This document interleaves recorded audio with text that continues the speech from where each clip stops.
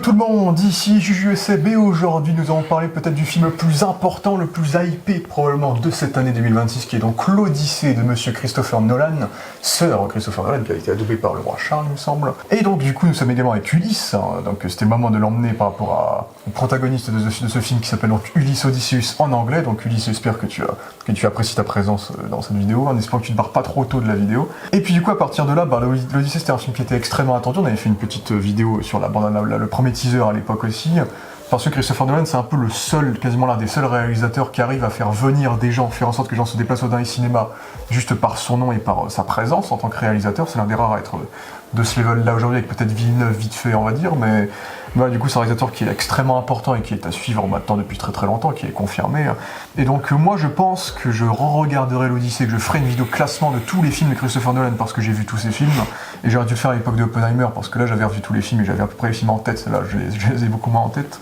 Donc moi je vais laisser mon avis on va dire de façon générale assez évasif sur le fait que Christopher Nolan c'est un réalisateur que j'apprécie de manière générale. J'ai grandi avec lui, j'ai grandi avec sa trilogie Batman, j'ai grandi avec le Prestige, des trucs comme ça, j'ai beaucoup apprécié Interstellar, Inception.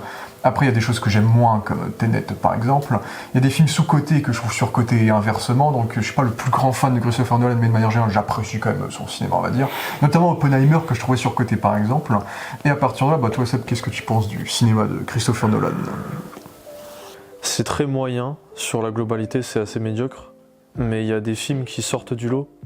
Je pense à Interstellar, qui je pense est de loin son meilleur film, sans aucune difficulté, parce que c'est celui où il y a le plus d'émotions en fait, tout simplement. C'est un des gros problèmes de la filmographie de Nolan, c'est qu'il y a un manque d'émotion globale, et que l'émotion en fait, entre les personnages n'est pas vraiment présente, hormis dans Interstellar où c'est vraiment bossé pour le coup. Sinon l'émotion dans les Nolan vient vraiment de la musique, donc en fait Nolan est indissociable de Hans Zimmer en réalité. Et c'est pour ça que les meilleurs films de Nolan généralement c'est ceux où la BO d'Hans Zimmer est la meilleure. Je pense à Interstellar, je pense à Dunkerque où il me semblait que c'était pas trop mal.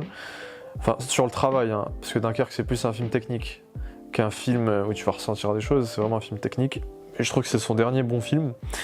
Parce qu'après, t'as eu une avalanche de films médiocres, chiants, trop compliqués, pour rien. Surtout, je pense à Tenet et Oppenheimer aussi, qui est compliqué dans la forme pour finalement ne rien raconter de vraiment profond et ne pas traiter profondément les émotions liées au fait de faire exploser une bombe nucléaire. C'est un petit peu la base, mais bon, c'est pas du tout ce qui l'intéresse. Et c'est bien dommage. Sinon, sur les films d'avant, il y avait Following, je crois, son premier film. Qui était sympa. Après Insomnia, je crois que je l'ai entrevu, je l'ai déjà vu, mais il me semble que j'ai trouvé ça médiocre. J'ai beaucoup apprécié, moi. Et Memento, c'est Nolan, Memento. Ouais. Sympathique Memento, voilà, sympathique à revoir parce qu'on n'a jamais bien compris le film, mais sinon, c'est pas non plus c'est surtout pour Guy Pearce, parce que c'est l'un de ses seuls vrais films. En fait, le problème de Guy Pearce, c'est qu'il n'a pas une carrière incroyable, pourtant c'est quand même un bon acteur. Donc c'est surtout pour lui que j'aime bien regarder Memento, mais pas tous les 4 matins quoi. Puis ensuite il y a eu la trilogie Batman, où Begins, c'est toujours un plaisir coupable parce qu'on était enfant, et parce que la BO d'Hans Zimmer aussi est quand même pas mal sur la trilogie. Elle est la meilleure sur le dernier Rises, qui est mon préféré.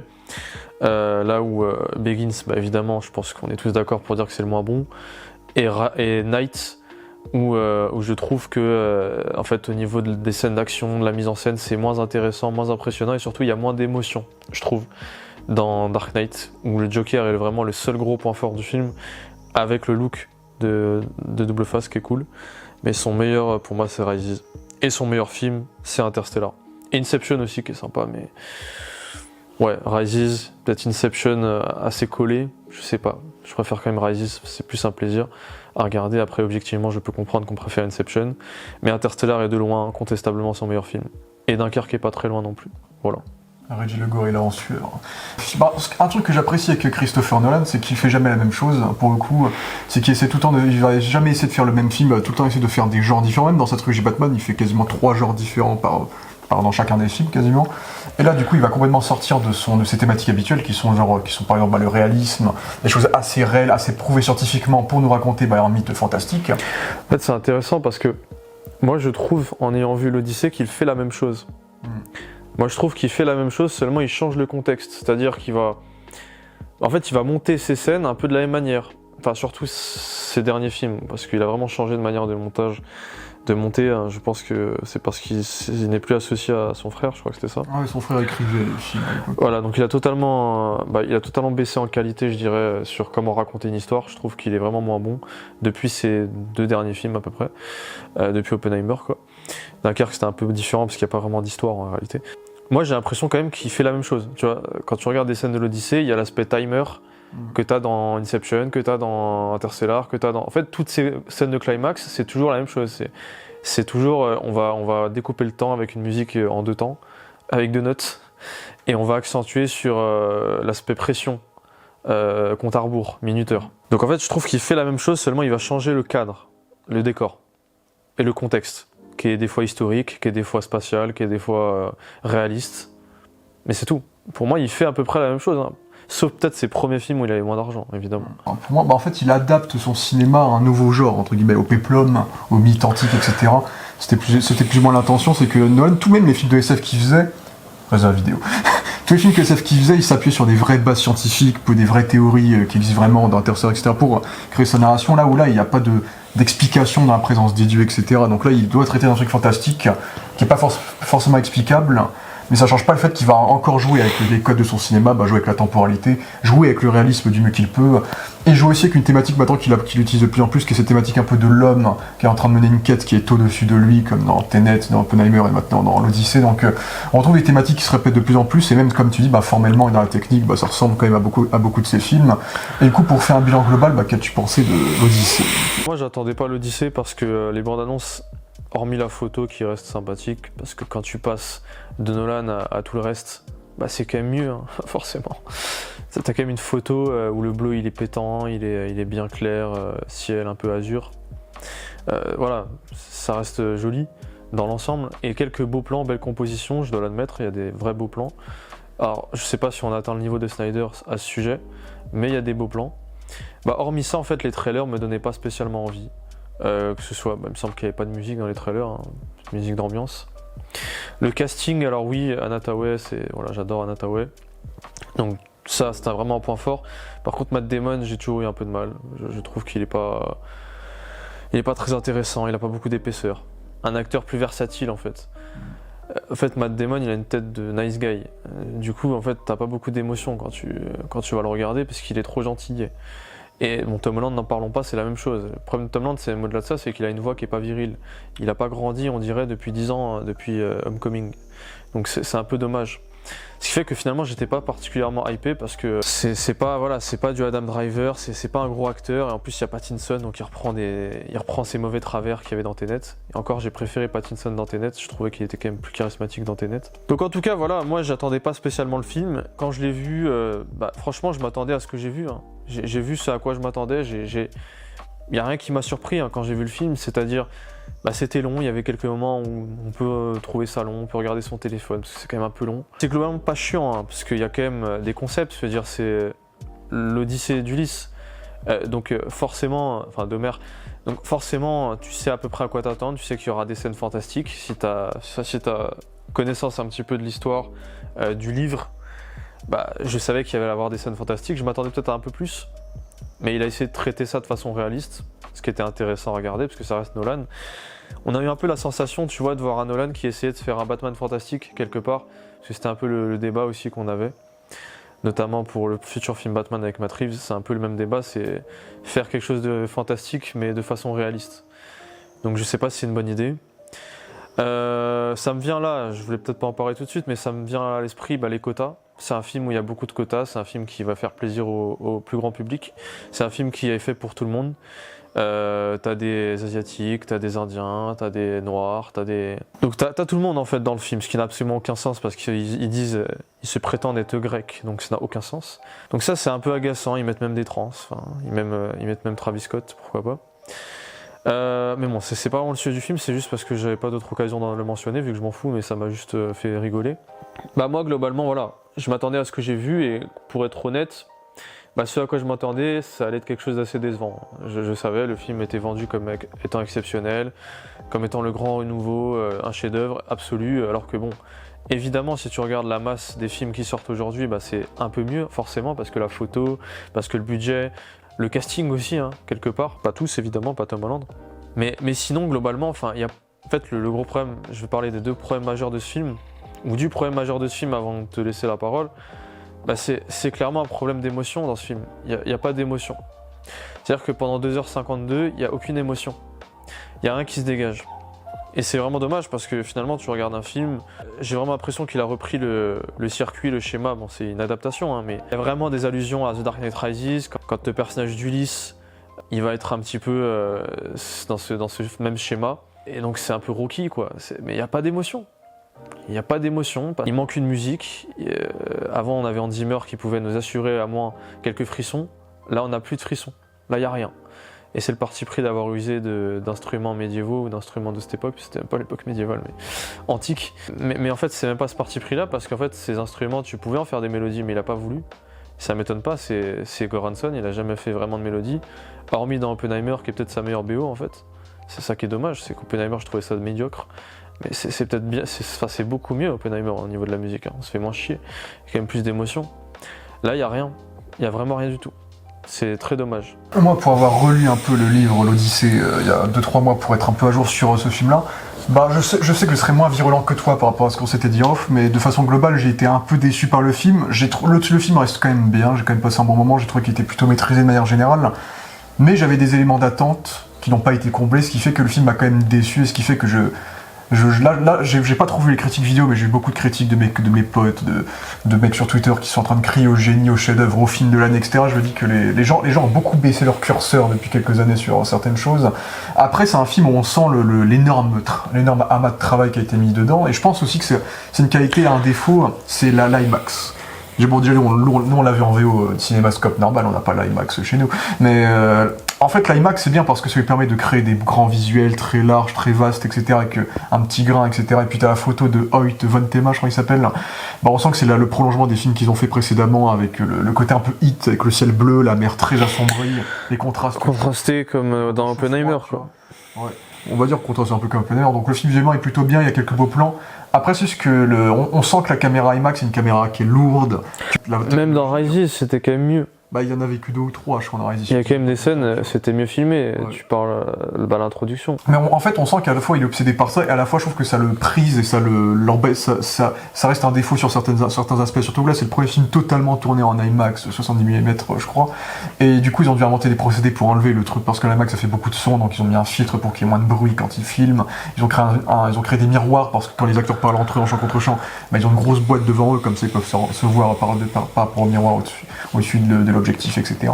Donc ils ont inventé plein de trucs pour essayer de rendre ça confortable, mais ça se voit que l'IMAX c'est pas confortable, et ça se voit dans la mise en scène, c'est que la mise en scène bah, est assez peu il y a assez peu d'éléments, quoi. C'est ça le truc, c'est que soit c'est très statique, soit la caméra elle tremble un peu comme ça pour créer des effets de caméra et épaule, style, tu vois, un peu épaule, mais tout en ayant plein de cuts parce qu'il peut pas faire des plans séquences avec l'IMAX, etc.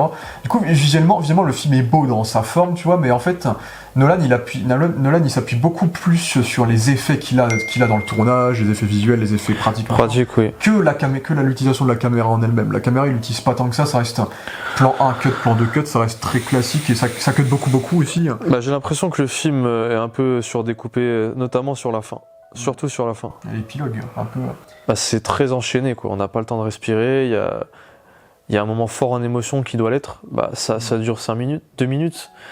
C'est quand même le point culminant du film, hein. C'est la relation entre Ulysse et... Ah oui, Pénélope, bien sûr. J'avais oublié de le mentionner, en effet, la réalisation, les 3 points noirs du film, c'est quand même des points techniques très importants pour un film, parce que tu vas au cinéma.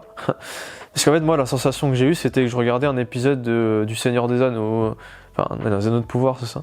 Je sais pas, toutes les séries un peu avec du budget, quoi. J'avais l'impression de regarder un épisode de Game of Thrones. En fait, c'est nul en mise en scène, c'est cheap. En fait, il n'y a pas de plan de réalisation, de cinéma, il n'y a aucun plan. Ça m'a bien énervé d'ailleurs. C'est là que je ne comprends pas comment il a foutu ces scènes. Il y a plein de scènes, notamment les scènes horrifiques dans le bateau ou autre, ou même avec le Cyclope. Mais c'est des superbes contextes pour faire un plan séquence, et il en fait jamais. Alors qu'il me semble que même dans Rises, t'as un plan séquence quand il se bat avec Bane. Et c'est une grosse caméra IMAX aussi, hein, quand il se bat avec Bane, il me semble. Donc tu vois, c'est pas une excuse. Je veux dire, à plan séquence, tu prends un trépied, un truc qui supporte la caméra, vous êtes 4 à la portée, c'est faisable, tu vois, ça a été fait. Ça a déjà été fait, il va pas me faire croire le contraire. Mais lui ne sait pas faire. Et en fait, tout le film est réalisé de la même façon, c'est-à-dire beaucoup de cuts. C'est des scènes d'action qui, au début, commencent correctement. Je veux dire, avec le Cyclope, ça va, c'est lisible. Mais c'est pas agréable à regarder. C'est pas filmé de façon à ce que tu te dises c'est lourd, c'est cool. C'est pas agréable. En fait, tu prends pas beaucoup de plaisir à regarder les scènes d'action. Et c'est quand même important parce que c'est ce qui constitue beaucoup le film. Et même le film en général, tu prends pas beaucoup de plaisir à le regarder parce que les plans sont pas impressionnants. Hormis des belles compositions, faut quand même le noter, notamment sur le bateau avec coucher de soleil que j'avais en tête, ou même des plans où il fait très sombre. Parce qu'on voit les noirs très profonds, hein, les silhouettes dans la cave et tout, les ombres chinoises, etc. Se mouvoir, bouger la caméra, c'est nul, c'est très nul. Il y a pas de niveau, en fait, il y a rien. C'est très médiocre. Et ça me rappelle beaucoup Villeneuve, en fait. Bon, le problème, c'est que la différence avec Villeneuve, c'est qu'il compose beaucoup mieux ses plans. Parce que c'est un vrai photographe, Villeneuve. Il compose beaucoup plus visuellement. Lui, il est beaucoup plus. J'ai l'impression qu'il est beaucoup plus dans l'improvisation. C'est que je trouve que les conditions de tournage empâtissent sur le fait de faire la mise en scène. C'est qu'on sent que chaque jour, ils en ont chié, ils ont tourné dans des vrais décors, dans des vrais machins, dans des vrais endroits. Et les conditions météorologiques étaient telles que limite, ils ont tourné vite, ils ont tourné de façon très efficace avec plein de cuts, plein de caméras différentes. Et je trouve que ça se ressent un peu. Après, pour le coup, ça rend le film très dynamique. Ça, c'est le truc où je suis moins d'accord, c'est que je trouve que le film est assez rythmé. En tout cas, je trouve le film, je me suis pas du tout emmerdé. Après, moi, je connaissais le bouquin. Oui, non, mais je disais. Des attentes sur chaque moment du bouquin aussi. En fait, si tu peux sortir du film parce que c'est redondant. Oui. C'est redondant sur la forme. Donc moi c'est ça, mais en fait dans l'ensemble le film n'est pas chiant, je veux dire. C'est quand même l'Odyssée d'Ulysse, donc t'as quand même des trucs fantastiques. Surtout qu'ils ont mis des morceaux de la bataille de Troie aussi, de l'Iliade aussi, donc. T'as quand même des surprises un peu tout le long. Donc c'est quand même, si tu t'ennuies c'est vraiment un problème, parce que c'est quand même des surprises techniques, des choses que t'as pas vues. Ça me rappelle un peu Galactus, je viens de me rappeler d'ailleurs. Il faut absolument que je revoie les 4 Fantastiques d'ailleurs. Mais oui, je trouve le film est bien rythmé. Après le montage c'est à peu près le même qu'Oppenheimer. En fait, tu vois, l'Odyssée d'Homère c'est un peu pareil. L'Odyssée d'Homère ça commence en plein milieu de l'action, quoi. Ça commence vraiment où t'as Télémaque, il est avec sa mère, etc. Ça commence quand Ulysse il est chez Calypso, il se rappelle plus de ce qu'il a vécu et tout. Donc en vrai le film commence un petit peu comme le bouquin, qui est un peu le premier bouquin de l'histoire, qui est un peu non linéaire. Donc c'est un peu Nolan qui revient à la base de son cinéma, qui est un peu ce montage qui a jamais été linéaire. Tiens, j'ai un point de comparaison pour tous les enfoirés qui vont pas être d'accord avec moi. Regardez Furiosa et vous allez me dire si l'Odyssée est bien réalisée. Regardez Furiosa de George Miller qui est sorti en 2024. Ah oui, l'émotion, oui. Dans le côté épopée antique, on est dans quelque chose de similaire. Et tu vois, je pense que vraiment les seules séquences un peu de mise en scène que je retiens là, c'est les quelques semences d'horreur de Nolan qu'il avait vite fait dans Oppenheimer, c'est simplement les plus intéressants d'Oppenheimer, et légèrement dans Begins avec l'épouvantail, mais il aurait pu aller plus loin. Là, c'est vrai que les séquences que je retiens clairement le plus de ce Odyssée, c'est clairement la partie avec le Cyclope qui doit être ma partie préférée du film. La partie avec Circé, où beaucoup durant tout le film, tu te poses des questions de comment il va rendre crédible tous ces moments de la mythologie grecque. Et il y arrive avec des effets pratiques, ça, oui. Old school. C'était sympathique, en effet. Ça rappelle un peu le cinéma presque de mannequin, un peu Gremlins et tout, avec la partie avec Circé, qui m'a beaucoup surpris. Du Cronenberg, quoi, du pratique. Il y a un côté horrifique, un côté air, il y a un côté un peu perturbant à regarder, qui était assez intéressant dans ces scènes-là. Julia Ducournau. Parce que le film est rated R, il est violent, donc il y a un peu de sang ici. Et pas assez, je trouve pas qu'il soit assez violent. Tu vois légèrement du sang, mais t'as l'impression de voir à la limite un Marvel ou un DC. Il n'a jamais été très monstre. Peggy 16 ans, tu vois. Sur la violence, Nolan. Regardez 300 aussi au niveau de la réalisation. 300, ça éteint l'Odyssée. Mais tu vois, ça, c'est vraiment les moments où je retiendrai un peu dans la mise en scène, c'est vraiment ces intentions horrifiques qui, pour le coup, fonctionnent bien, qui, on sent les inspirations, ce qu'il avait dit en interview, je me suis inspiré du Xénomorphe, du requin des dents de la mer, etc. Plus suggérer la créature, plutôt que la montrer. Et je trouve que ça marche vraiment avec ces deux séquences-là. Après, il y a d'autres mythes qui m'ont beaucoup plus déçu dans leur représentation, notamment les sirènes, ça m'a déçu à quel point il a pas insisté sur les sirènes. Tout ce qui touche à Charib. Revoyez Pirates des Caraïbes 4 pour les sirènes, il y avait des très belles sirènes. Tout ce qui touche à Charib et à Sirlac, je sais plus comment ça s'appelle, les deux monstres marins, ça aussi ça m'a beaucoup déçu, il exploite ça beaucoup trop vite, on aurait pu aller beaucoup plus loin dans les designs et autres. Et puis l'un des défauts que t'as pas évoqué encore, que j'ai quand même envie d'évoquer, c'est les costumes de manière générale. C'est que beaucoup ont gueulé sur les costumes en mode ça correspond pas à la mythologie grecque, aux armures de l'époque, etc. Moi en vrai je m'en fous de ça, Nolan il fait ce qu'il veut dans la DA, et pour le coup ça crée une DA qui est assez singulière dans les peuplements antiques, c'est que les peuplements antiques c'est souvent très doré, plein d'ornements, etc. Là c'est beaucoup plus sobre, beaucoup plus classique, beaucoup plus simple dans les designs. Mais du coup, fatalement, je trouve que les designs sont très oubliables. Je trouve que l'armure de Ulysse et de son armée, il n'y a rien qui est mémorable là-dedans. Les robes que porte Pénélope, il n'y a rien à redire. Les méchants, rien n'est très mémorable dans les looks. Circé, là, elle est basique. Calypso, on dirait une pêcheuse, tu vois, elle a un filet sur son look, tu vois. Personne n'a un look particulier. Genre, le seul look que je retiendrai de ce film-là, c'est l'armure de Agamemnon, hein, qui est vraiment du flow, hein, qui est mise en scène pour être stylée. La noire. L'armure noire. Parce que là, ça fait très. Là, Cavalier. On dirait limite le costume de son Batman, mais version cavalier, soldat en fait. Et aussi parce qu'il est iconisé, parce qu'il y a un intéressant avec ce côté un peu plastique, noir, sombre, costaud, et la colonne vertébrale sur l'arrière du casque. Et le fait qu'on voit quasiment jamais le visage à l'intérieur de l'armure. C'est vraiment le seul truc que je retiens dans les costumes, c'est cette armure-là, parce que le reste, je trouve ça très fade, on va dire. Tu sais, ça m'a rappelé quoi, je viens d'y penser. Alors, je trouvais que la photo était beaucoup plus belle dans ces films-là. Prometheus et Exodus. Oh, Exodus, ouais. Enfin, tu sais, les derniers films de Ridley Scott, là, des années début 2010. Oui. La même photo. Alors, je préfère les photos des Ridley Scott pour le coup. Je trouve vraiment que la photo là est vraiment incroyable. Notamment Prometheus. T'as trouvé que c'était mieux, que c'était moins bien? Moi, je trouve que c'était mieux quand même, les Ridley Scott. Parce qu'en fait, là, il y a trop de cuts. C'est ça que je supporte pas. C'est que l'action. Alors, pas tout le temps, évidemment. Quand t'as le géant, c'est vrai que comme il fait sombre, quand t'as le cyclope, on va pas spoiler, mais bon, vous saviez de toute façon, t'as une scène d'action, etc. C'est vrai que, en fait, le noir aussi t'empêche de bien lire les scènes, mais c'est compréhensible, c'est aussi l'objectif recherché, c'est des scènes horrifiques. Mais notamment vers la fin, dès que t'as des grosses scènes de masse où t'as plus d'une centaine de figurants, là c'est compliqué. Là vraiment c'est compliqué. En fait, t'as l'impression de revoir un petit peu des scènes d'action de Batman Begins, où c'était illisible, tu vois, ou même peut-être The Dark Knight. Parce que autant Rises, ça va, il a fait du one-to-one, il n'y a pas vraiment de scènes de grosse envergure, il les a pas filmées comme ça. Il a vraiment fait en one-to-one, il a fait un peu le lâche, mais il avait compris qu'il savait pas le faire, tu vois. Batman, t'as des scènes d'action comme ça, mais assez médiocres. Ça m'a rappelé aussi la scène de Snyder, de BVS, Batman qui se tape contre tout le monde là dans l'appartement, qui était quand même beaucoup mieux quoi. Je me suis dit s'il avait filmé comme ça par exemple, ça aurait été quand même beaucoup mieux. Après pour l'action, globalement j'ai pas eu trop de soucis sauf pour le climax.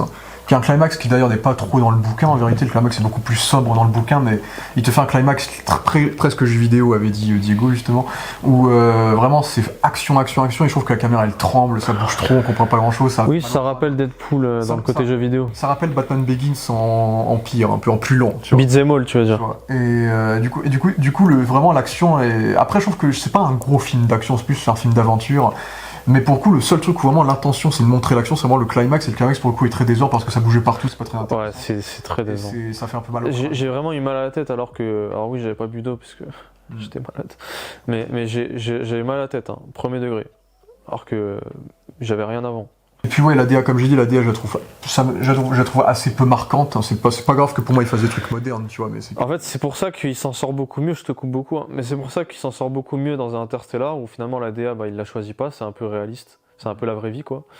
Alors oui, c'est vrai qu'il l'a choisi sur la fin du film, et je trouve que c'est très bien choisi d'ailleurs. Je trouvais ça génial.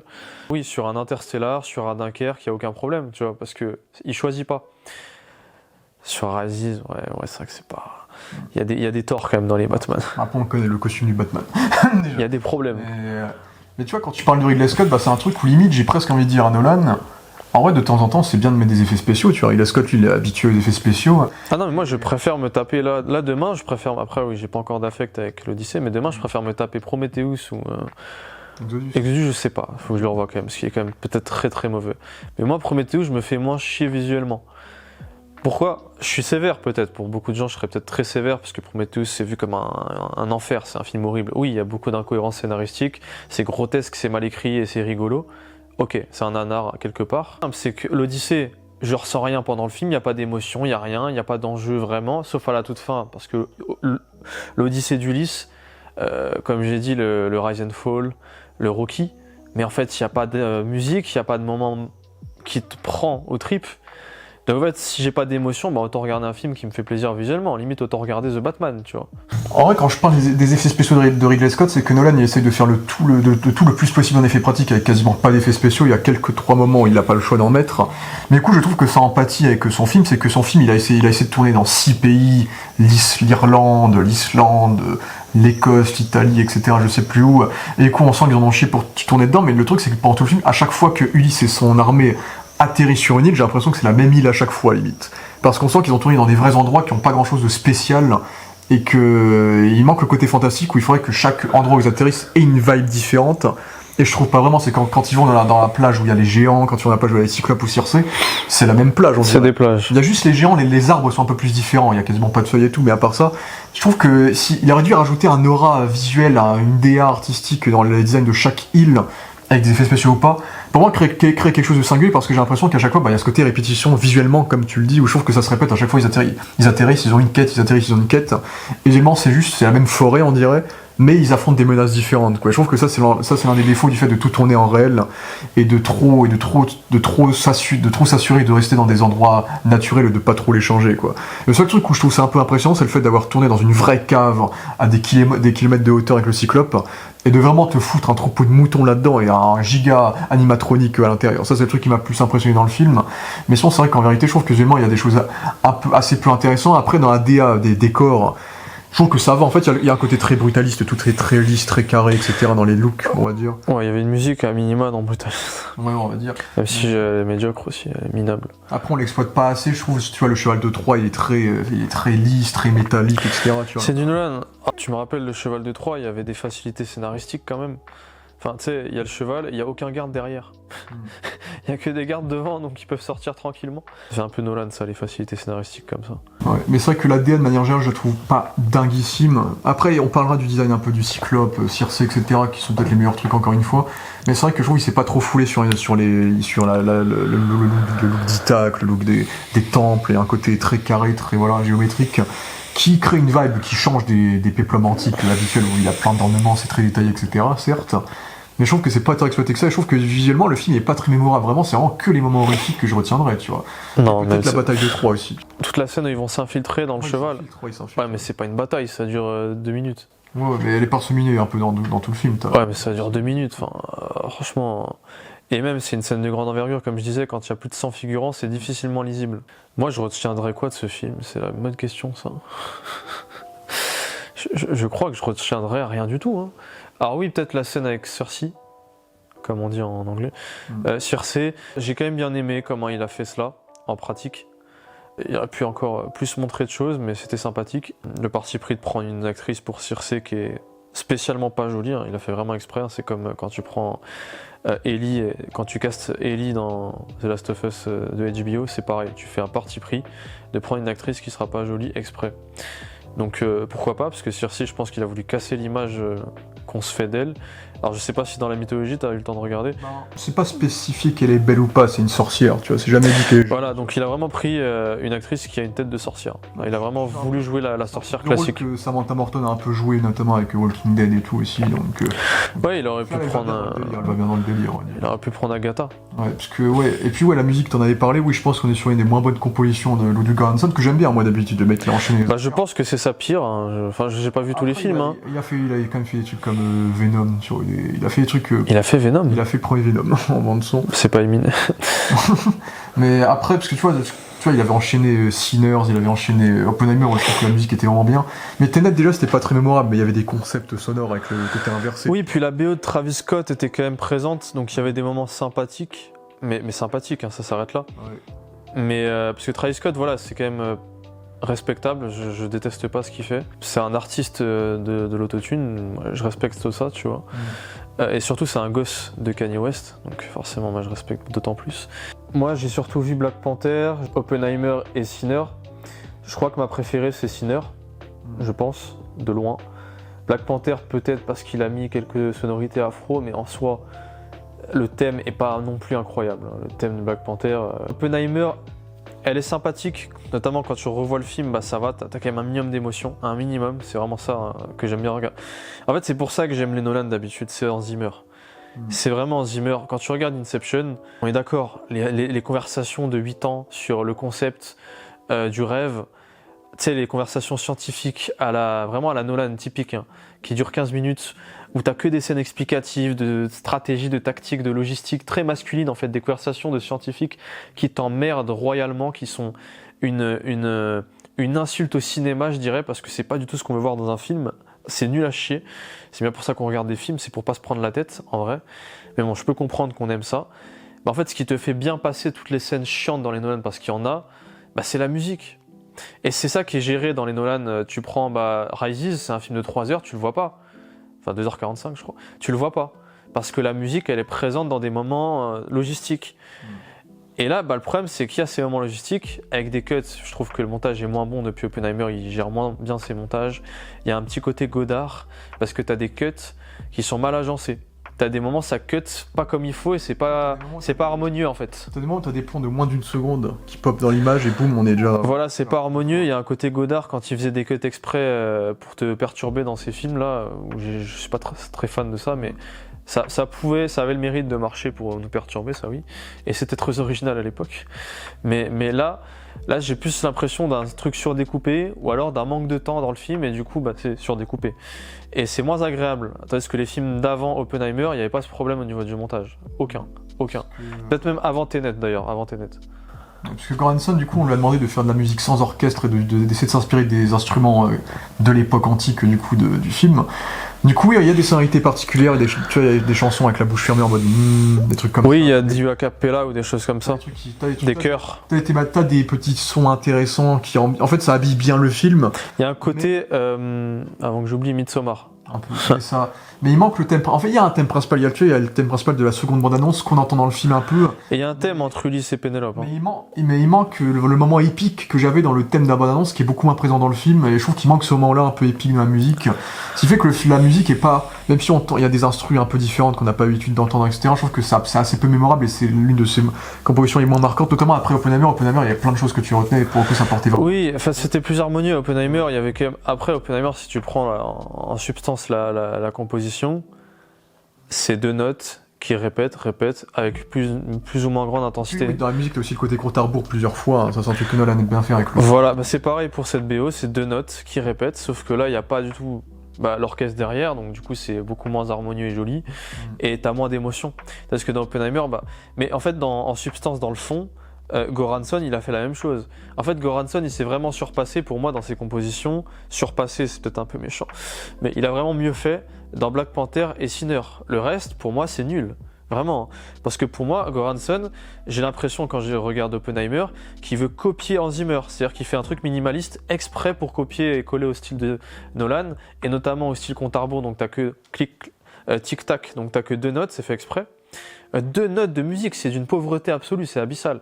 Et en fait, t'as beaucoup plus l'impression de voir un sous-Zimmer que quelque chose de nouveau, de bien, de propre à lui. Et c'est ça que en fait, je supporte pas. C'est vraiment... Pour moi, il devrait arrêter d'essayer de copier. Je pense que c'est peut-être les instructions que lui donne Nolan. Hein. Mais je trouve ça nul.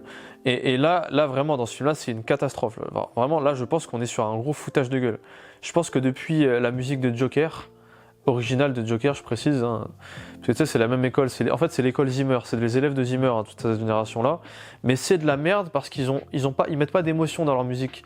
C'est encore moins... C'est-à-dire que Zimmer, il y a peut-être pas beaucoup de notes, mais il y a vraiment de l'émotion, il y a quand même un orchestre derrière, et c'est un génie Zimmer, même si c'est pas John Williams, c'est pas Ennio Morricone, évidemment, et beaucoup d'autres, Badalamenti. Là, c'est le summum du minimalisme. Et en fait, quand je regarde le film, je me dis, mais à quel moment il y a un mec qui va se dire, je vais écouter la BO de mon côté, trop cool. C'est de la merde, c'est de la chiasse, vraiment, de la chiasse. C'est nul à chier. Enfin, pour moi, c'est le plus gros problème du film, je pense, avec la mise en scène. Les 2 plus gros problèmes du film, c'est la mise en scène et la musique. C'est quand même un peu dommage parce qu'on vient voir un film au cinéma, tu vois. Alors, premièrement, on va voir un film au cinéma, donc on aimerait qu'il y ait de la mise en scène parce que là, j'ai l'impression de me retrouver devant HBO quand je regarde le film. C'est-à-dire qu'il n'y a pas de budget, la caméra elle bouge pas, c'est nul. La DA, la direction artistique, je pense même que si je regarde Les Anneaux de Pouvoir, ce sera beaucoup plus impressionnant. Je suis sûr de ce que je dis, hein, j'en suis certain. Mais ça, c'est médiocre, c'est pauvre. Et la musique, quoi. Pourquoi c'est aussi important la musique dans ce film? Pourquoi je vais vraiment être dur là-dessus? C'est parce que c'est quand même un film de rise and fall. Donc Rise and Fall, faut que tu aies des putains d'émotions quand le personnage d'Ulysse va revenir. Et ça dure 3 heures. Donc un film de 3 heures, il faut quelque chose pour tenir. Tu regardes Les Affranchis, tu vois, tous les Scorsese, t'as une musique qui te permet de tenir aussi. Alors c'est vrai que dans Irishman, c'est un peu moins le cas. C'est vrai que dans le dernier, là, Killers of the Flower Moon, c'est très médiocre, même si elle est quand même plus présente que dans l'Odyssée. Mais c'est pour ça que dans ce film-là, c'est hyper important la musique. Ça dure 3 heures. 3 heures, tu regardes.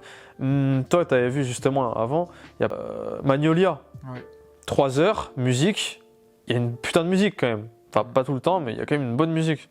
Émotionnelle et tout. Grandson qui avait aussi fait la musique des Mandaloriens, le film, la série, etc. Mais c'est vrai que je serais moins méchant sur toi, mais je dirais que ça reste quand même décent par rapport à ça. Après, on retrouve quand même le montage épique de Nolan où il y a constamment de la musique en background pour rythmer le film. Bah, t'as des scènes entières en compte à rebours tic-tac. Hein. Il reprend vraiment le concept du minuteur qu'il avait peut-être entamé, je crois, depuis Inception. Je crois vraiment que c'est Inception qui a commencé ça. Après, je trouve que la musique est moins barbante que sur Oppenheimer où la musique parfois elle cassait les oreilles parce qu'il y avait que ça dure tout le temps. Là, elle est quand même plus chill. Là, tu l'entends pas assez. Là, justement, c'est un défaut. À la fois, elle est pas marquante, mais à la fois, c'est moins chiant dans le montage parce que Nolan, il adore mettre de la musique pour que les gens se fassent pas chier, genre. Bah, c'est fait exprès. Et le montage, paradoxalement, comme tu dis, parfois le montage est assez fragile. Il y a des plans de moins d'une seconde qui pop et puis boum, ça revient. Mais je trouve que c'est plus que la musique, c'est le montage vraiment qui rythme le film et qui rend le tout divertissant. Et c'est quand même, on comprend ce qui se passe, on n'est pas perdu dans la narration. La fin du film est beaucoup plus linéaire. C'est vrai, non mais c'est vrai, je suis allé voir le film, je connaissais pas l'histoire, grossièrement, mais c'était il y a 10 ans quoi. J'ai lu le livre il y a 10 ans. Là, tu vois, oui, je ne connaissais pas l'histoire, c'était quand même pas dur à comprendre. Non, parce que le film, il démarre en plein milieu de l'intrigue, puis on reprend pas la bataille de Troie bien en arrière, puis on va voir l'Odyssée de l'autre, etc. Et le film, en vrai, arrive à être clair en restant sur les points de vue de Ulysse et de Télémaque, du coup. Et je trouve que le montage arrive à bien rythmer, surtout à la fin, il rajoute de l'action qui était pas dans... Parce que la dernière moitié du bouquin est beaucoup moins orientée action, du coup, il va te mettre un bout de la bataille de Troie sur la dernière moitié du film. Donc il arrive à rythmer de manière à ce que ça soit divertissant, et ce qui est de l'action quand il faut pour divertir les gens, quand ça se repose, etc. Donc je trouve que le montage est bien géré dans ce côté-là, c'est qu'il y a, dans le détail, c'est pas très, forcément c'est toujours bien fait, mais on trouve ce côté Oppenheimer où tu dis mais comment il est arrivé de ce point-là à ce point-là, et puis on te fait des retours en arrière, puis on revient en arrière, en avant, etc. pour répondre à tes questions, et je trouve que ça marche plutôt bien dans la narration.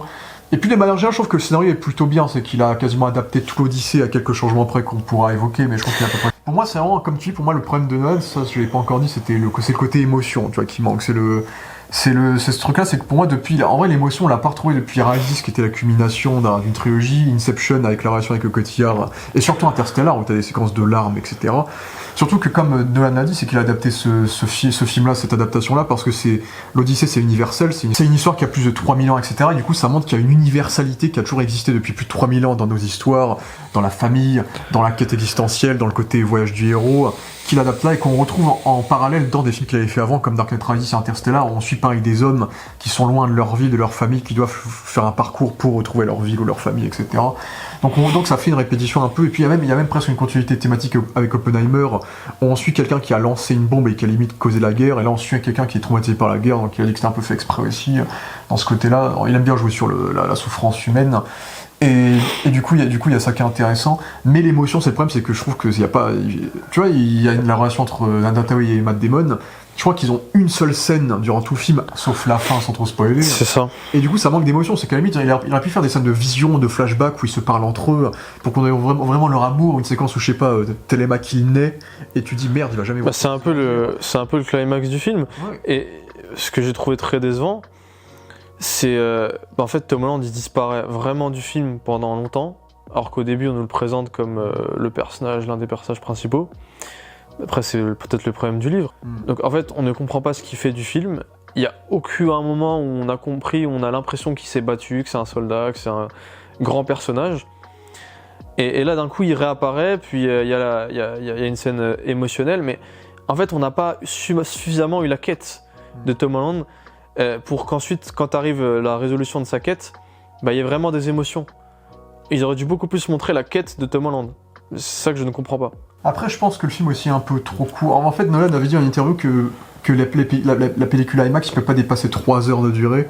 Du coup, il a mis à 2h52, il a coupé des scènes, et je pense que ça se sent un petit peu dans le rythme global. C'est comme tu dis, l'émotion, du coup, comme tu dis, il y a Tom Holland, on a peut-être plus développé son rapport à vivre avec un père absent par rapport à la relation avec sa mère, la relation entre Ulysse et Pénélope, comme on a dit. Même, tu vois, juste le truc tout court, t'as le truc du chien, tu vois.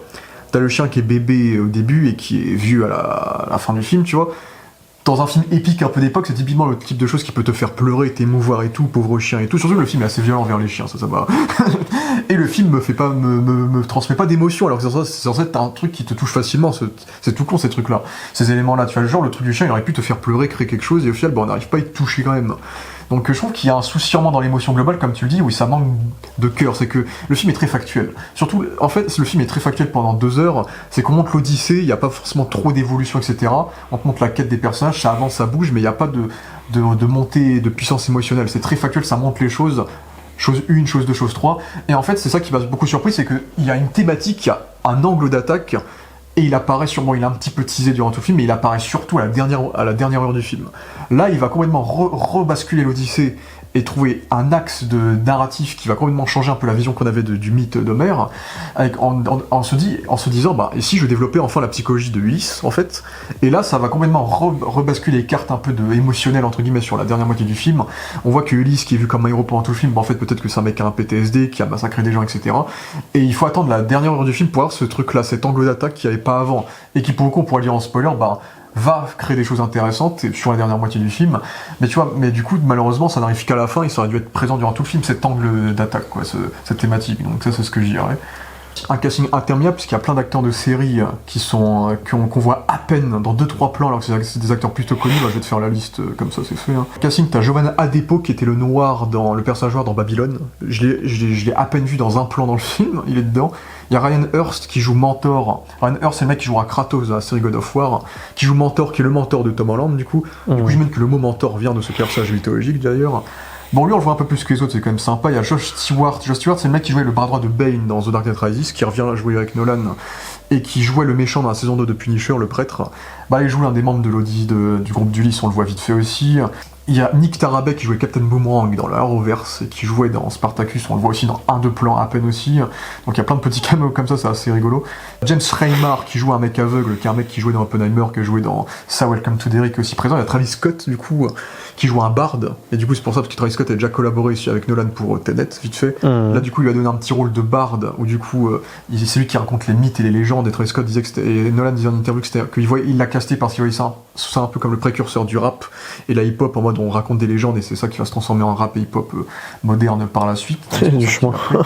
Il y a Andrew Howard qui joue un membre du groupe d'Ulysse, qui jouait dans Agents of S.H.I.E.L.D., qui jouait dans Watchmen, qui avait joué dans Tenet, qui est aussi un peu présent.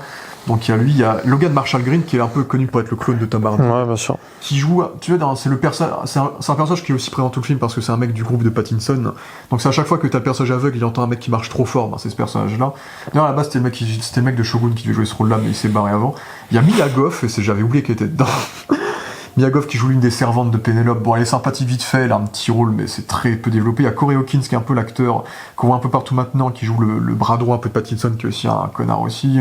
T'as Will Yoon Lee qui a joué dans The Wolverine, qui est un acteur asiatique, qui est dans le groupe d'Ulysse, qu'on voit à peine aussi. Il y a Himesh Patel, c'est le personnage indien qui est un peu le bras droit d'Ulysse. Lui, il est un peu plus développé que les autres, on le voit un peu plus. Parce que c'est un peu le personnage qui va dire un peu la vérité en face à Ulysse durant tout l'Odyssée. Donc ce personnage-là est un peu plus présent, un peu plus développé. Elliot Page, paradoxalement, il m'a pas trop embêté, excusez-moi. Elliot Page, puisqu'en gros, ils ont fait tout un arc narratif sur Elliot Page et sur son personnage, qui est plutôt intéressant. Après, de manière générale, si on parle des polémiques, parce que tu vois, on a eu des polémiques sur Lupita Nyong'o, Zendaya, parce qu'elles sont noires, Elliot Page par rapport à le fait qu'elle soit trans, etc. Non mais ça encore c'est pas très grave en Grèce, mais moi c'est plutôt les devoirs des Asiatiques, ça n'a pas de sens, ça n'a aucun sens. C'est vrai que si on parle de l'ethnie, en vrai ça se voit que je dirais pas que c'est woke, je dirais surtout que Nolan il a dit je vais prendre tous les acteurs que je veux et je m'en fous en fait. Et il a pris les acteurs qu'il voulait, il s'en foutait. Il a pris vraiment Elliot Page parce qu'il voulait la prendre, j'ai du mal à croire ça.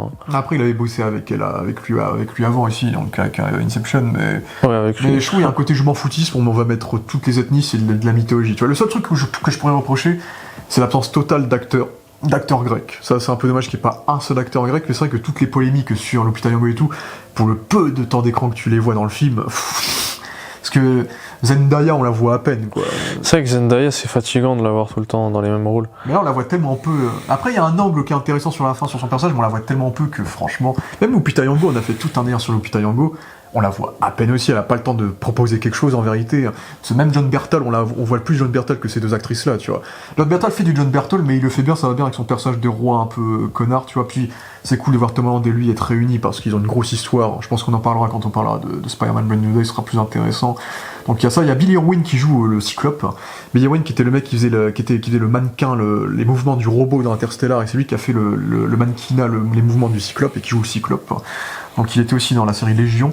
John Leguizamo, je pense que c'est l'un des acteurs qui ressort le mieux du film, c'est l'acteur qui joue l'aveugle.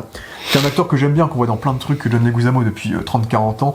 Et je trouve qu'il a peut-être l'un des rares rôles qui est un peu émotionnel dans le film, parce que c'est le personnage aveugle, c'est le seul mec qui est fidèle à Ulysse, alors que ça fait 20 ans qu'on l'a pas revu. Il a une relation avec le chien, il a une relation de mentor avec Tom Holland. C'est un des seuls personnages où il a ce côté vieux, un peu maltraité par Pattinson et tout. Ouais, mais c'est bon, c'est pas touchant non plus. C'est le seul personnage qui a un peu quelque chose. Benny Safdie en Agamemnon, donc l'un des frères Safdie, qui avait joué dans Oppenheimer. On voit jamais son visage, on mise vraiment beaucoup sur l'iconisation de son armure, donc ça j'ai bien aimé le parti pris, mais on le voit pas tant que ça.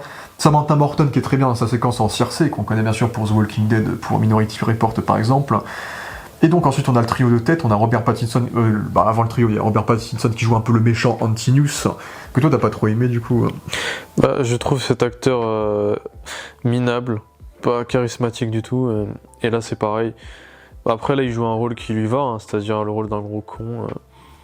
Ça lui correspond, il a la tête de l'emploi, j'ai envie de dire, il a une tête... En fait, Pattinson, il a vraiment une tête de... Tu vois, de bully un petit peu con, de dernier de la classe. Ouais. Il a vraiment pas une tête à jouer... En fait, quand je vois ce film, je me dis, mais comment c'est possible que ce mec joue Batman ?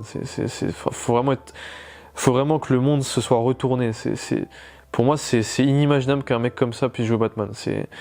Vraiment, le monde est à l'envers. Parce que le mec n'a tellement pas de charisme. Enfin, ce mec, j'ai du mal à croire que ce mec a du charisme, c'est pas possible. J'ai vu une interview de lui, je parle toujours de ça, de The Batman, où il parlait comme un enfant. Enfin, c'est terminé. Dans la limite, mettez moi-même Robert Downey Jr. en Batman, c'est mieux, tu vois. Là, c'est une catastrophe. C'est le pire casting de Batman de l'histoire, vraiment, vraiment de loin. Parce que même Christian Bale, maintenant, je suis en train de l'acheter une réputation. Maintenant, Christian Bale, je suis en train de le revoir à la hausse, depuis le film Batman, vraiment. C'est pareil pour Man of Steel qu'on voit tous à la hausse depuis l'horrible Superman. Ça, moi je suis moins virulent sur toi pour Pattinson, surtout là c'est un rôle de méchant qu'il a un peu joué un peu souvent, de perfide, un peu serpent, un peu en fait. Là, oui non mais dans ce rôle là ça va. Je trouve que ça lui va bien dans le film, après juste le personnage en lui-même n'est pas extraordinaire. Après ils ont ajouté une profondeur quand même, ils ont rajouté une backstory avec Ulysse qui est intéressante. De serpent, un peu de perfidie qui marche bien. Après, c'est un méchant très classique. De toute façon, c'est une mythologie grecque très classique, tout est extrêmement classique dans ce truc-là. J'ai aimé Charlize Theron, tellement elle m'a marqué dans le film. Mais Charlize Theron, pareil, on dirait qu'elle est venue à la plage, parler avec Matt Damon 5 minutes. Et en fait, il y a un manque de décor, il y a un manque de tenue. C'est pas impressionnant, on dirait En fait, c'est pas filmé de manière. C'est lambda. T'as l'impression des fois que tu vois des persos qui arrivent, des acteurs en fait très connus. Donc t'as l'impression que c'est un petit peu. Les all-stars des acteurs, des fois, t'as des scènes comme ça, avec des tenues. En fait, des fois, t'y crois juste pas. Je vais être honnête, Des fois, t'arrives pas à être dans le film, t'arrives pas à y croire. Ça fait trop Hollywood. Il y a déjà trop d'acteurs connus aussi. Et en fait, des fois, il y a tellement pas de décor, des fois, et pas de direction artistique que tu vois juste les acteurs, quoi. C'est assez nul.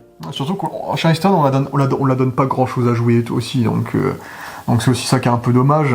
Et du coup, on a le trio de tête, on a du coup Tom Holland, donc en télémac, du coup, qui veut essayer de casser son image de Spider-Man qu'il essaie de casser depuis des années, c'est pas la première fois qu'il tente. Mais... Oui, moi j'ai revu un peu plus Nathan Drake dans ce rôle-là. Ouais, alors que j'ai jamais vu le film Uncharted. Catastrophe, c'est un des pires films que j'ai vu de ma vie. Vraiment. Après, Tom Holland, je le trouve correct, après je trouve qu'il a une voix, comme tu dis, il a une voix trop fluette. Tu vois, il y a notamment une séquence où il crie fort pour que tout le monde se taise, que Diego a un peu rigolé dessus. T'as pas le charisme qu'il faut, t'as pas la bonne voix, tu vois. Je trouve qu'il fait le café dans le film, j'ai réussi à l'enlever de son image de Spider-Man. Après, il manque un petit peu de charisme, je dirais, ce serait le truc, quoi. Il a pas d'épaisseur, en fait, il a quoi, 27 ans ? Ouais, quasiment, à peu près. En fait, on dirait qu'il a 17, tu vois, c'est ça le problème. Mais je trouve ok, tu vois, j'ai pas de souci avec son personnage, mais il est pas assez fort pour moi, il est pas assez mémorable pour moi. Là où Anna Thaoué, tu vois, Anna Thaoué, on a un peu plus développé son personnage, ça me rappelle l'interview de Lupita Nyong'o qui disait que si jamais je devais dire quelque chose à Homer, je voudrais qu'il mette plus en avant les femmes. Putain, l'Odyssée quand même, je trouve que l'Odyssée c'est quand même l'un des rares mythes où on met quand même très en avant les femmes, tu vois, entre Hélène, Circe, Pénélope, il y a quand même beaucoup de personnages féminins forts qui niquent la vie de Ulysse dans le truc. Donc, c'est un peu avant tout une histoire d'amour. Donc mais tu vois, Anna Thaoué, j'ai trouvé sa prestation très particulière parce que j'ai l'impression que c'est l'une des seules qui est à fond dans son rôle. C'est vrai. Il y a des séquences où elle pleure, où elle gueule, où elle parle mal à Télémac aussi à des moments. En fait, c'est un personnage, on dirait, en fait, Anna Thaoué joue des émotions extrêmement fortes. Mais dans trop peu de scènes, Mais donc que- ce qui fait qu'on a l'impression qu'elle est hystérique. Ouais, un peu ça, c'est la sensation que j'ai eue, c'est qu'en fait elle joue à fond de façon très théâtrale, beaucoup de scènes de façon forte. Mais toutes Mais ces sur scènes des sont choses- comme ça. Mais sur des choses très fines en fait, des choses qu'on n'a pas assez vues, genre ouais tout ce que je joue c'est Odysseus, c'est Ulysse, mais on a vu une scène entre toi et Ulysse durant tout le film, du coup j'arrive pas à ressentir ce manque immense de 20 ans d'attente et tout, tu vois. Et elle disparaît aussi pendant 1 heure de film, donc... De toute façon après il y a une grosse pause où on montre vraiment l'Odyssée à un moment donné dans le film aussi, dans le montage, et après on revient sur la dernière moitié où là c'est important, mais... Ouais, mais on les voit, C'est vrai que- 1 heure tout à C'est tout vrai casser. qu'elle, pour le coup, je trouve qu'elle a à fond, c'est une des meilleures performances du film. Mais c'est vrai qu'on lui donne. En fait, elle a très peu de matière, mais elle va à fond sur la matière qu'on lui donne, quoi. C'est un peu ça.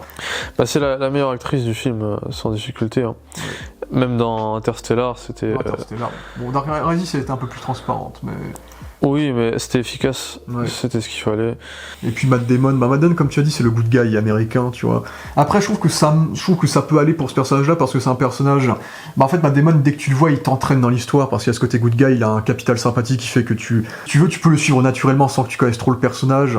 Surtout qu'au début, on voit quasiment pas le visage d'Ulysse, on l'iconise un peu par les dires des personnages et plus tard, on va vraiment plus développer sa psychologie. Après, moi, j'ai surtout du mal avec son jeu, toute la partie avec Calypso, où en gros, il a une amnésie, on va dire.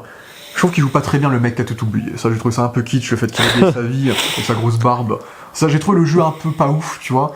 Après, je trouve qu'il a suffisamment de charisme, il joue plutôt bien le personnage. Après, je trouve juste qu'il est pas assez. En fait, ça fait très Tom Cruise en Mission Impossible. J'ai l'impression que le film est vraiment fait En pour fait, les le cascades, problème- pour ces grosses séquences. Oui, ça fait trop où artificiel. l'acting n'est pas très présent, tu vois.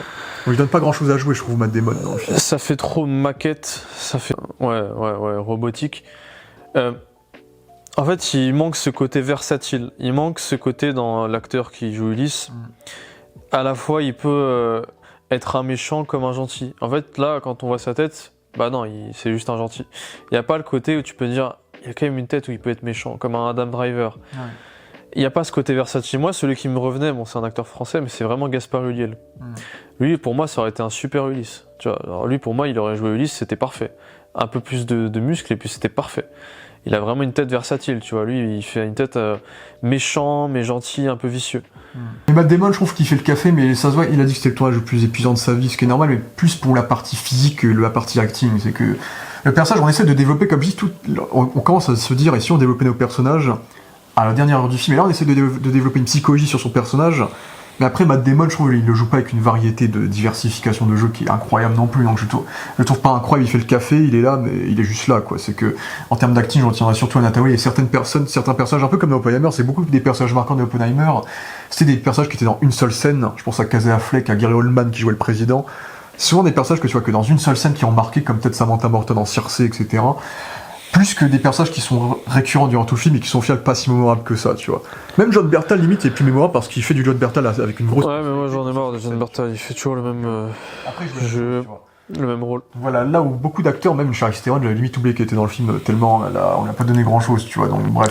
Donc, Bon, l'actrice, c'est assez minable parce qu'elle joue toujours les mêmes choses, donc bon, c'est compliqué. Encore, ça va être son meilleur film, entre guillemets, depuis longtemps, parce qu'elle joue que des trucs d'action de merde sur Netflix maintenant. C'est vrai qu'elle vieillit pas, par contre. Oui, ça Elle va faire beaucoup de chirurgie ou je sais pas. Mais voilà, du coup, moi, si je dois conclure avant de spoiler un peu vite fait, bah, l'Odyssée, je trouve que c'est un film qui est très bien rythmé, le montage est plutôt bien géré, les acteurs sont corrects, mais pas aussi impressionnants qu'on aurait aimé la voir. Nolan gère très bien le côté effet pratique, le côté réel, mais malheureusement, je trouve que ce côté réel, empathie avec une caméra qui est pas assez versatile, qui limite trop sa mise en scène, qui limite trop le côté fantastique pour avoir une imagerie assez ennuyeuse et peu intéressante, comme les costumes qui sont pas dingues du tout. Et du coup, globalement, ça fait un film qui est sympathique, mais je vois pas l'épopée épique chef-d'œuvre que tout le monde va commencer à nous dire, à qualifier Mais en fait, de cette façon-là, quoi. Donnez-moi une bonne raison de revoir le film, j'en ai pas. Parce que moi, je reviens avec des scènes, tu vois. Il y a aucune raison qui me pousserait à revoir ce film dans ma vie, vraiment. Et même des scènes, je ne sais pas. Je pense pas, moi, sincèrement. Je pense que j'en ai déjà eu assez. En fait, il y a aucune raison de revoir le film. C'est ça le problème.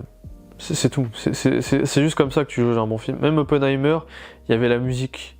Même Oppenheimer, au moins, il y a des petits moments, même si je suis pas fan de la musique, bah tu as des petits frissons. Tu vois, Cillian Murphy, c'est quand même un meilleur acteur. Il y a quand même plus de gueule.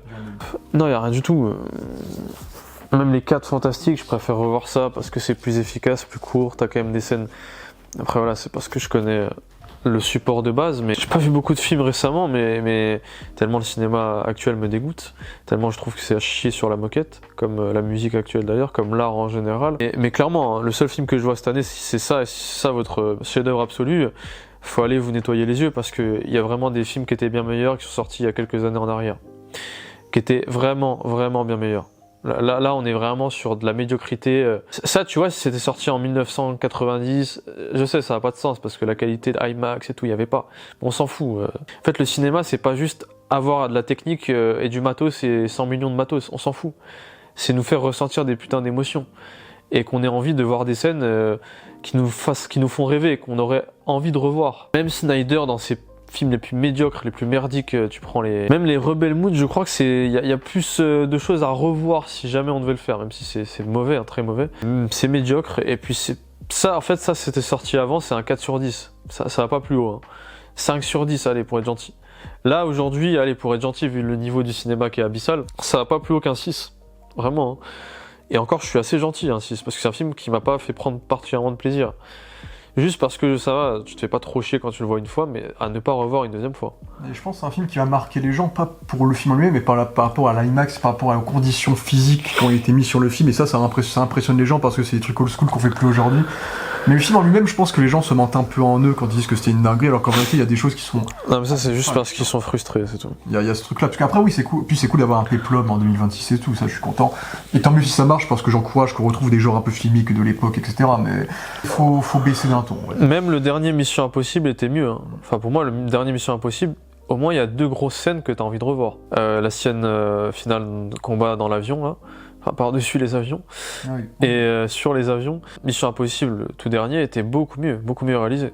Beaucoup plus sympathique à regarder, même si aussi assez chiant, sacrément long. Bah, donnez votre avis sur Odyssey, puis maintenant nous allons spoiler donc certaines choses que l'on peut spoiler déjà. Moi j'aimerais parler un peu des meilleurs moments du film. Bah, pour moi, comme je te dis, j'ai beaucoup aimé la partie avec le Cyclope. Là j'ai hâte de voir le making of sur comment ils ont fait ça. C'est vraiment le truc qui m'a un peu le plus impressionné, je dirais. Parce que ça se voit qu'il y a des séquences où il y a que où c'est l'acteur James Irwin qui est maquillé et tout, quand il n'y a pas le Ulysse et ses hommes sur le plan, tu vois. Puis il y a des séquences où tu vois une bouche, un bras, un visage, et tu vois que c'est un animatronique qu'ils ont créé, mais est-ce qu'ils ont créé un corps entier de Cyclope animatronique ? Ça, c'est le truc en termes de mise en scène, je me demandais vraiment comment ils ont fait pour le truc si réel, la séquence avec le Cyclope. Et dans le côté très nolanien, j'aime bien le design du Cyclope, c'est qu'en fait, le Cyclope, on dirait juste un humain qui s'est fait écraser la tête de manière à ce qu'il lui reste qu'un seul œil, et du coup, t'as le nez qui est un peu écrasé d'un côté, en fait. Donc, il y a un design je trouve que le design, il a réussi à faire un design assez réaliste du Cyclope. Et je trouve que tout le côté horrifique où justement ils sont en silhouette, il y a la lumière derrière eux qui s'efface avec le Cyclope qui ferme la cave, les lumières des flammes, et puis toute la partie où ils essayent de s'enfuir, ils crèvent son œil, etc. Je trouve que ça marchait très très bien, surtout qu'en vérité il filme quasiment jamais le Cyclope en entier, il le filme tout le temps dans le flou, notamment quand il court pour essayer de les buter, de les poursuivre, bah, il les filme dans l'action de lui qui court dans la forêt, etc. Donc il joue beaucoup sur les inserts dans les mains, des yeux, etc. Sans jamais montrer la créature en entier. Du coup, ça rappelle un peu le côté film d'horreur old school dans la mise en scène sur le Cyclope. Et je pense que c'est vraiment l'un des meilleurs moments du film. L'un des moments où tu ressens quelque chose, parce que tu sais que ça va arriver et eux, ils s'en rendent pas compte. Après, ils ont coupé des trucs, ils ont coupé tout le truc où le Cyclope parle avec Ulysse, où il dit qu'il s'appelle personne, et du coup, il pense qu'il s'appelle personne, ce truc-là. Ah oui, c'est vrai. Mais c'est moins verbeux dans ce film. En fait, moi, ça m'a beaucoup rappelé Pirates des Caraïbes, parce que ça reprend la mythologie que t'as. Pirates des Caraïbes reprend la mythologie d'Ulysse. Enfin, d'Homère. Avec Poséidon et tout. Grec, avec la mythologie de la mer. Hein. Ouais. T'as Calypso aussi dans. Ouais. Et c'était beaucoup mieux les Pirates des Caraïbes. T'as des scènes un peu de la sorte dans les forêts, sur les îles. Les scènes d'action, enfin, c'est tellement à des années-lumière. Après, c'est plus dans un cadre humoristique, mais c'est beaucoup mieux. C'était la bonne époque aussi. Et puis, du coup, c'était l'une des séquences qui m'avait vraiment marqué. Puis la séquence avec Circé, comme on l'a dit, c'est que du coup, comme on l'a dit, Circé, après, c'est surtout notre imagerie de Circé dans Wonder Woman qui nous dit qu'elle est censée être belle, etc. Bon, après, moi, j'ai vu le dessin animé l'Odyssée quand j'étais gamin, donc c'est de là que mais je me demandais vraiment comment il allait faire le truc des cochons. Et j'aime bien la progression, tu vois des animaux, tu vois des tigres, des guépards, etc. Puis tu vois Ulysse tuer un cerf et tu vois qu'en fait c'était un homme. Et puis boum, là tu la vois commencer à se servir des gars comme des moules, comme de la poterie, frère. Elle est en train de les mouler leur visage. Et du coup là il te fait vraiment des techniques old school à la Phil Tippett, à la années 80-90, où il va transformer des visages en cochon, des visages humains en cochon, et je trouve qu'en termes d'effets visuels, ça m'a beaucoup rappelé Cronenberg, comme tu l'as dit, et c'est un truc que j'aurais jamais pensé trop voir chez Nolan, ce type de mise en scène là, parce que lui il est très factuel, très carré, etc. Là, voir un truc vraiment fantastique et gore et creepy et pas agréable à regarder, entre guillemets, je trouve qu'il le met très bien en scène en filmant les choses très très proches pour créer ce côté un peu creepy et sans trop montrer la transformation. Je trouve que vraiment la mise en scène de la séquence avec Circe fonctionne super bien. Après, juste, je trouve que la séquence fonctionne plutôt bien, notamment avec Circe. Je trouve que ma seule déception, c'est que je trouve que Ulysse la raisonne très très vite. C'est qu'elle accepte vite de les épargner et de les retransformer en humains. Ça, je dirais que c'était un peu rapide dans le montage. Mais à part ça, je trouve que c'était vraiment l'une des séquences un peu surprenantes de Nolan. Et c'est vrai que ça me rendrait curieux de voir comment Nolan pourrait gérer un film d'horreur. Il a dit qu'il était intéressé par l'horreur. Et pour moi, c'était l'une des parties les plus intéressantes du film, parce que c'était là qu'il tentait un peu des choses qui sortaient un peu de son carcan habituel, donc pourquoi pas. Hein. Et les parties qui m'ont un peu déçu, c'est la partie avec les sirènes, où du coup les sirènes, on ne les voit que au loin. Et on est quasiment que du POV du coup de Ulysse qui est accroché du coup sur le poteau et qui entend le son. Et en vérité, on se sert surtout de cette séquence-là pour développer la psyché de Ulysse qui se rend compte des regrets qu'il a de son PTSD. Mais finalement, on met jamais trop en avant les sirènes, du coup ça m'a un peu déçu, j'aurais aimé, comme t'as dit, Pirates des Caraïbes 4, tu vois. Donc où t'as juste un personnage qui entend le truc et qui va se suicider et tout. Ouais, faut juste revoir les Pirates des Caraïbes, hein, c'est beaucoup mieux que le film. Pirates des Caraïbes, tu te rappelles du cyclone dans Pirates des Caraïbes, de mer. Et là, t'as le vieux, dans l'Odyssée, t'as un petit cyclone pas ouf, ça va être le seul effet spécial un peu numérique du film. Bah là, ils doivent échapper à un vieux cyclone qui est pas très impressionnant par rapport au cyclone que t'as dans Pirates des Caraïbes 3, par exemple. Ouais. Et ensuite, t'as le monstre des mers, Charybdis, je crois, qui apparaît. Et Charybdis, c'est plus... T'aurais pu t'attendre à une espèce de dragon à 3 têtes, et là, en fait, non, on dirait que t'as des espèces d'algues qui prennent les hommes comme ça, genre. Et je pensais que c'était le rocher qui était vivant. Moi, on aurait dit que le rocher était vivant, et j'ai trouvé ça super décevant. C'est tellement gris. J'ai trouvé ça super décevant comme revisite du monstre. Genre, on le voit, ça dure 2 minutes, ça dure 1 minute, il prend des 3-4 hommes, et puis c'est fini, tu vois. Et c'est vrai que quand en première moitié d'Odyssée, tu passes à Circe, Cyclope, et là, boum, tu passes aux sirènes à peine vues et à ça à peine vu. Ça m'a quand même pas mal déçu. Puis tu avais aussi les géants aussi. Bah les géants, pareil, les géants, j'en ai pas parlé, mais c'est vrai que les géants en termes de DA, les armures, elles sont un peu cheap. Après, je quand même bien aimé la mise en scène des géants. Pareil, je me demande comment il a fait, est-ce qu'il a vraiment pris des gens qui font 2m15, tu vois, pour les faire. Mais parce que je crois que le gamin qu'on voit, le gosse qu'on voit au début fait la taille d'un adulte normal. Et ensuite, t'as les parents qui sont les gens qui font 2 fois leur taille. Après, sur le Cyclope, il y a quand même des moments où on crame les effets pratiques. La lenteur quand il prend les hommes. Non, mais quand il change le point de vue et qu'il essaie d'écraser Ulysse avec la caméra, ça faisait un peu fake. C'était plus cool dans les 4 Fantastiques. Mais moi, c'était plus un effet spécial. Mais après, les gens, il y a les gens. Là, pour moi, c'était plus une scène de chaos que d'action, donc le découpage m'a pas trop dérangé, mais j'ai bien aimé le délire des arbres qui se. En fait, de la nature qui est contrôlée par ces gens, et du coup, t'as les arbres qui tournent pour emprisonner les hommes d'Ulysse. Ouais, c'était léger. Hein. C'était léger, mais il y avait juste un plan là-dessus. Après, c'est trop surdécoupé, hein. Bien sûr, ça c'est un des trucs qu'on avait dit. Mais on va dire que c'était plutôt intéressant. Puis t'as tout le passage obligatoire de eux qui mangent de la viande alors qu'il le faut pas et donc ils sont maudits. Avec les scènes de tempête. Donc, en fait, ça ressemble un peu au film avec l'Indien là. Green Knight. Ouais, Green Knight. Bah après, ça reste un peu à Canva de l'Odyssée, hein, Green Knight, je dirais. Dans ce truc-là. Plus travaillé, plus coloré visuellement. Mais c'est vrai que t'as ce truc-là. Les tempêtes, les séquences de tempête sont sympathiques. Après, c'est quasiment tout le temps filmé du point de vue des marins. Du coup, en vérité, on ressent pas tant que ça l'immensité de la tempête, etc. Donc, je trouve pas les scènes folles. Après, toujours qu'ils sont vraiment tournés dans une vraie tempête, qu'ils en ont chié, etc. Ça, on le sait, effectivement. Mais c'est vrai que l'Odyssée, je trouve que l'Odyssée est très factuelle. C'est qu'en fait, le seul truc qu'on voit vraiment de l'Odyssée, c'est que Ulysse, c'est un peu un connard au début, tu vois. Il fait des stratégies, il prend des risques, il en a un peu rien à faire. Et ensuite, il va s'adoucir au fil du film et commence à prendre conscience de sa personnalité. Mais ça, faut attendre vraiment que tout Odyssée soit passé et qu'il ait rencontré Calypso et qu'il parle avec Calypso, quoi. Parce que Calypso, en fait, elle a un rôle fonction, le personnage n'a pas vraiment de personnalité, quoi. Et donc, c'est là qu'ensuite, il va commencer à se rappeler de tout. Et c'est là qu'on va commencer à développer un angle narratif. Et il faut attendre 2 heures de film pour qu'on ait enfin un axe qui est développé dans le film, c'est-à-dire un axe où, en fait, Ulysse, il se dit « J'ai pas envie de rentrer chez moi ». En fait, durant tout le film, on insiste sur le délire de la loi de Zeus, en fait. Et je pense aussi que c'est aussi quelque chose qui est là pour faire miroir avec notre période à nous, entre guillemets. C'est que la loi de Zeus, c'était quoi ? C'était qu'en fait, tous les étrangers sont le bienvenu parce qu'à tous les coups, ce sont des dieux qui sont déguisés, tu vois. Et pour moi, c'est un peu une métaphore un peu à l'immigration, en fait, que tout le monde est le bienvenu dans tous les pays et qu'il faut respecter tout le monde, en fait. Et du coup Ulysse, pendant tout le film, on te dit, tout le monde à Ithaque, il faut pas qu'on brise la loi de Zeus pour respecter Ulysse, etc. Alors qu'en fait, Ulysse, c'est le mec qui a le plus bafoué cette règle-là, en ayant créé le cheval de Troie, qui était censé être un cheval qui était là pour vénérer les dieux, et en fait, ils s'en sont servis pour massacrer des peuples. Et du coup, j'ai trouvé ça intéressant de complètement déjouer le mythe héroïque de Ulysse, qui est le mec qui a gagné la guerre, qui a été rusé, qui avait fait le cheval et tout, pour te montrer qu'en fait, le mec, il s'est servi d'un acte de bonté divine pour massacrer des gens, et là, on va beaucoup plus insister. Et du coup, la bataille de Troie qui était montrée de façon plutôt stylée au début, dans la dernière moitié du film, quand on a le flashback où il parle avec Pénélope, on va beaucoup plus se montrer de façon cruelle et malsaine, où là, on va te montrer toutes les femmes qui se sont faites massacrer, etc. Et du coup, on te montre un Ulysse, en fait, qui est limite suicidaire, il a pas envie de vivre, et il veut pas rentrer chez lui parce qu'en fait, il a un PTSD, et en fait, il a causé tous ses morts, en fait, tu vois. Et du coup, c'est un personnage qui mérite son sort, et donc ça, c'est un angle d'attaque que je trouve super intéressant, qui est pas du tout dans le bouquin, et qui remet en question le personnage, et qui le rend plus complexe dans ce côté film de guerre, PTSD, et on a massacré des innocents, quoi. Et du coup, c'est le truc que je trouve super intéressant, et qui revient un peu dans le réalisme de Nolan. C'est du coup, t'as le personnage de Athéna qui est présente tout le film, qui est parsemé un peu tout le film de Zendaya, du coup, où c'est vrai que quand tu vois le film, tu dis... C'est elle, Athéna, c'est une meuf normale, entre guillemets, tu vois. Et en plus, elle est vraiment mise en scène comme dans Fight Club. C'est que parfois, ils te récapent des scènes et on te montre que Athéna, en fait, elle était aux côtés d'Ulysse pendant tout le film, tu vois. Il y a un côté très Fight Club. C'est un fantôme, quoi. Et en fait, à la fin, tu te rends compte qu'en fait, c'est comme ça que j'ai vu. À la fin, tu te rends compte qu'en fait, c'est la femme qu'il a vue, c'est une femme qu'il a vu se faire décapiter devant lui à cause de ce qu'il a fait à Troie. Et en fait, c'est une hallucination, c'est probablement une hallucination qu'il a. Et il se dit que cette hallucination de cette fille-là qui est morte à cause de lui, c'est Athéna, en fait. Donc en fait, c'est une représentation de son PTSD, cette femme-là. C'est pas forcément Athéna, en fait. Du coup, j'ai trouvé ça intéressant et je trouvais que c'était une bonne représentation de comment on pourrait voir les dieux de façon réaliste, parce que pour lui, il le fait. C'est que pour le coup, on verra pas de Zeus dans le film, on verra pas Poséidon dans le film. Tout est représenté par la nature, on va dire, et tout peut être vu comme plus ou moins réel, tu vois. Donc il garde ce côté réel en mode à chaque fois qu'un dieu apparaît, c'est peut-être juste une vision, quelque chose qui est psychologique. Donc ça, je trouvais ça. En tout cas, c'est le seul truc intéressant avec le personnage de Zendaya. Après, Zendaya a pas grand-chose à faire dans le film.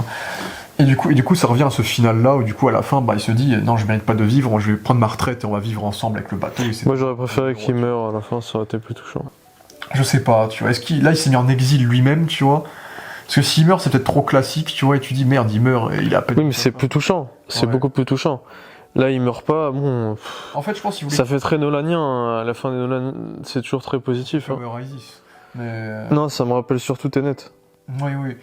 Mais en fait, je pense que le film est tellement nihiliste, avec Pénélope qui est enfermée tout le film dans son château, etc., que le fait qu'elle vive heureuse avec lui, je pense qu'il voulait créer quelque chose de plus optimiste sur l'avenir, sur le fait qu'on puisse devenir meilleur, qu'il faut donner la régence à une jeune génération qui est plus innocente.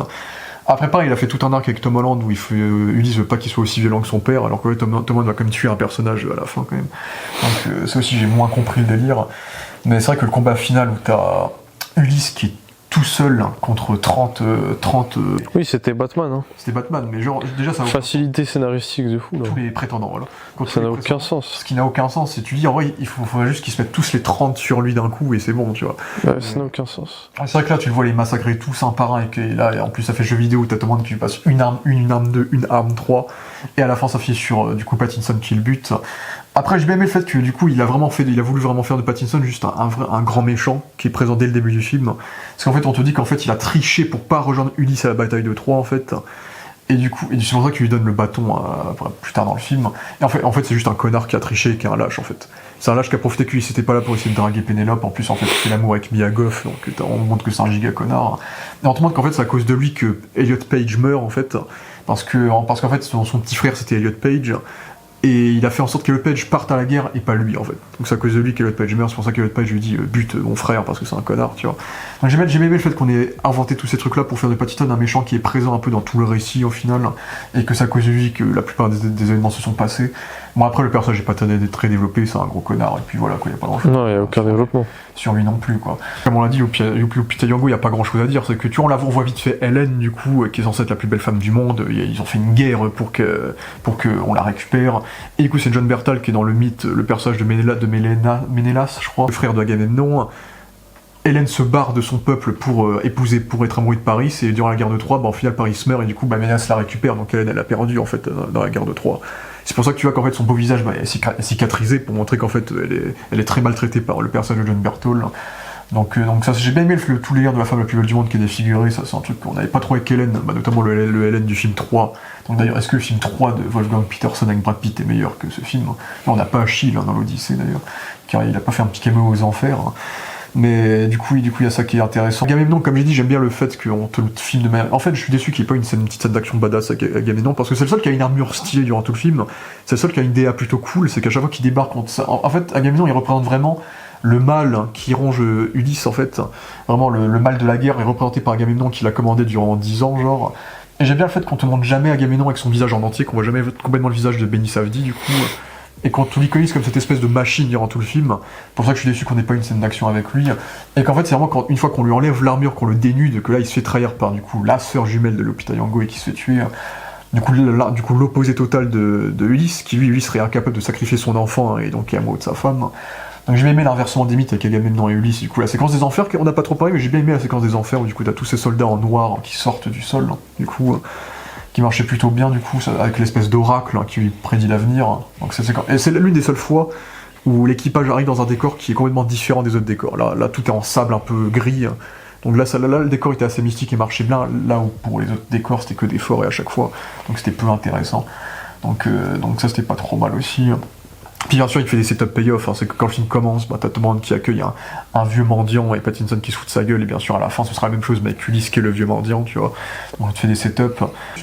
T'as juste le petit fusil de Tchekhov, de la petit ornement d'Athéna qui lui a offert, tu vois, mais à part ça, ils ont une scène au début et après on les revoit pas ensemble, quoi. Oui, et en fait, Tom Holland, on sait jamais ce qu'il fait pendant le film, et il découvre son père, et puis quand il découvre son père, il y a un peu d'émotion, mais ça aurait dû être beaucoup plus, parce que Tom Holland, pendant tout le film, il dit je vais retrouver mon père, et en fait, la mère a peur de ce que va faire son fils, et en fait, t'as jamais de scène de Tom Holland en danger.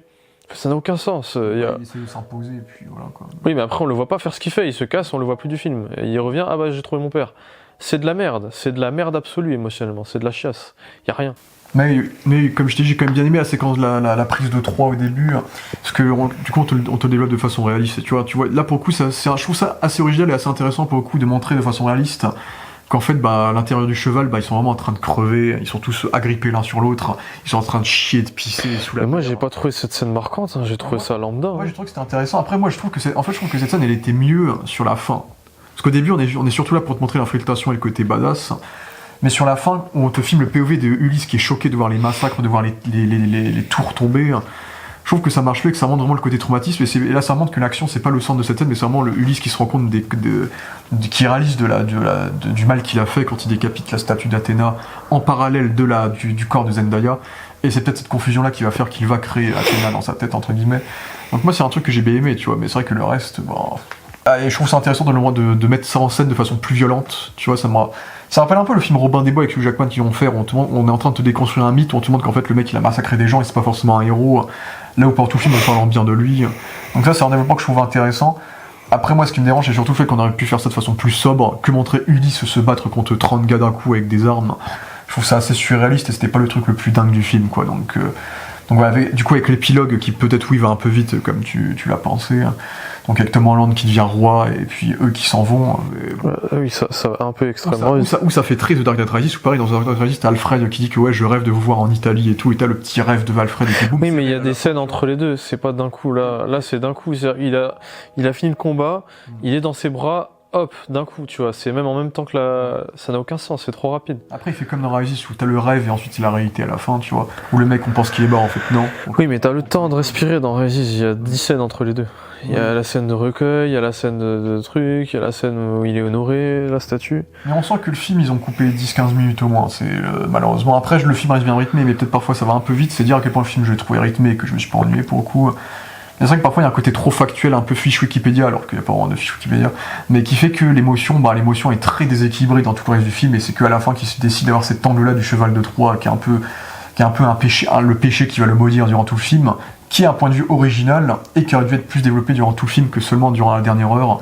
Avec cette séquence où il parle avec Pénélope derrière la grille qui cache un peu le visage de Pénélope, où là c'était l'une des séquences qui était bien dans le film pour le coup, où ça fait partie des séquences où on se pose et où on parle, quoi.